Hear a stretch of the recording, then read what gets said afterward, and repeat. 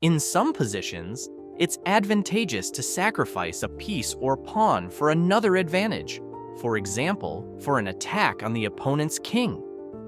In this position, even for a mating attack, we would like to capture on h7 with the queen, but this square is defended by black's knight.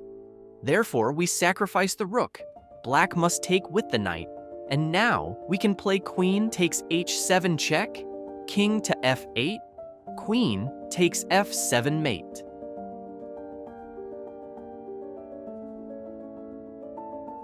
Creating a threat means that if the opponent didn't move at all, we would gain a significant advantage or win the game directly on the next move. In this position, we'll show a mate threat and how to defend against it. White plays rook from h1 to e1 and threatens queen to d8 mate. Black covers this threat with the move bishop to e6. Black has parried the threat and the game continues.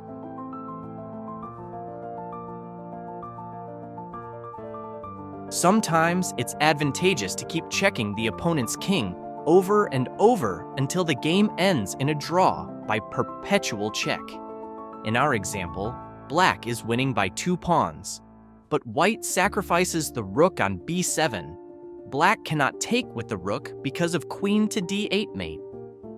And after taking with the king, queen checks on b5. King retreats to c8. Queen to e8 check. King retreats to b7, and again, queen checks on b5. White will keep checking forever, and the game will end in a draw by perpetual check.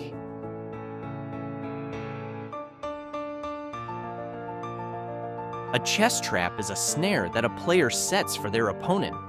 In this position, white is in a very bad situation, but with the move rook to c1, white creates an unexpected trap.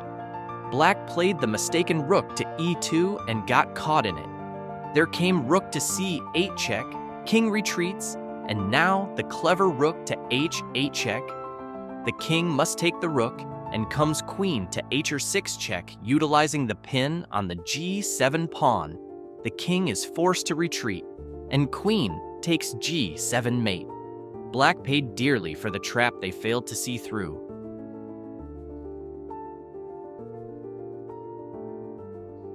When a piece must simultaneously defend against 2 or more of the opponent's threats, it's called an overloaded piece.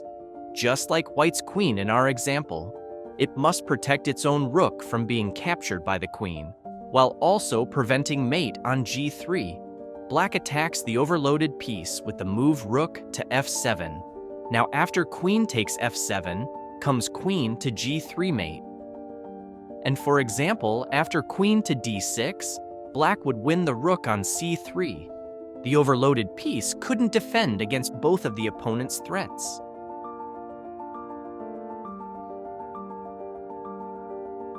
When the opponent attacks our piece, we can defend it either by direct protection with our piece, or indirectly by creating another threat. Here, black attacks the bishop on c4, which cannot retreat due to losing the knight. However, white uses indirect defense with the move rook to e1. After capturing the bishop, there would be mate on the back rank. The bishop is therefore defended indirectly. When black secures the back rank, white can then defend the attacked bishop directly.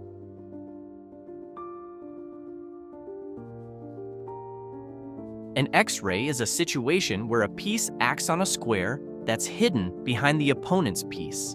Let's see this in this position, where black carelessly played knight takes a4. White's queen now X-rays the h8 square. White takes advantage of this with rook to h8 check, and after the bishop captures, comes queen takes h8 mate. The queen's X-ray action on h8 decided the game.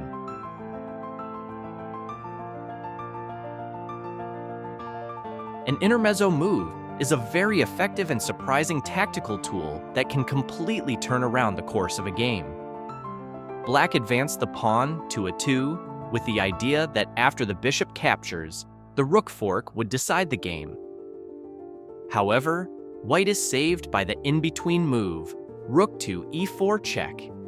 After the king retreats, bishop takes a 2, the rook to c2 check no longer matters, because white resolves the check while simultaneously protecting the attacked bishop. You can find more about an intermezzo in our Chesspedia. The link is in the video description, or scan this QR code. And don't forget to follow us on other social media.